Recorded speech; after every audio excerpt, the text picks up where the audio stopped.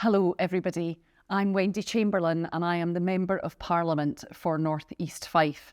And although I'm very sad not to be here with you in person, it is my absolute pleasure to welcome you to St Andrews and to the 6th conference of the European Academy of Religion. This is the first time that the conference has been in the UK, and I think it is of huge significance that it is in St Andrews. For those of you who are unaware of Scotland's history from a religious perspective, St Andrews was at the very heart of medieval and Middle Age Scotland. And I once, as the MP, wrote an article about one of the previous professors of the university's Department of Theology here, Archbishop Sharp, who was assassinated just outside the town several hundred years ago. This is a really important event for me personally, as somebody who does have a faith. And I remember as a young person being told by my grandmother that religion begins at home. And when I think about your topic of religion from the inside, I think about it both within the different faiths, and I welcome all those of faith who are here this week, but also what we think inside. As a politician, religion plays, let's be honest, less of a part in decision making than it did historically. But my faith is certainly something that guides me in terms of the politics, both the way I conduct it and the issues that I work in and care about.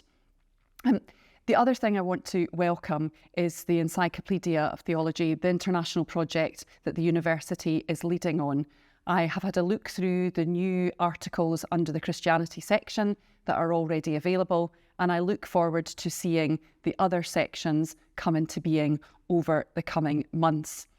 Because although faith might not have the role in public life that it has potentially had in the past, it is absolutely central still to many of the ways that we live and conduct our lives today, both by the religious festivals that we mark, even for those of no faith and some, but also for the community efforts that still exist. A very good example of that is Fife Families First, which is just along the road in South Street here in St Andrews within the Baptist Church. And that is a community organisation that works to support vulnerable children and their families in our community. And the fact that those organisations have come about as a result of faith-based groups, I think tells you that religion still plays an incredibly important part in our world today.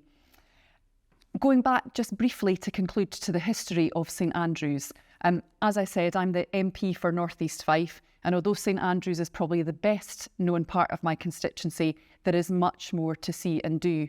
A new initiative just developed over the last few years is the Fife Pilgrim's Way, that takes walkers through many parts of Fife and down to Dunfermline and Dunfermline Abbey.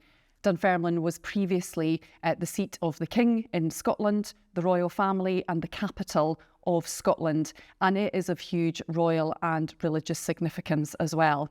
King Charles I, he who lost his head, was actually born in Dunfermline, and I think when we think about the history that we are talking about today and the fact that we now have King Charles III on the throne, it tells you how central Scotland and religion has been to that.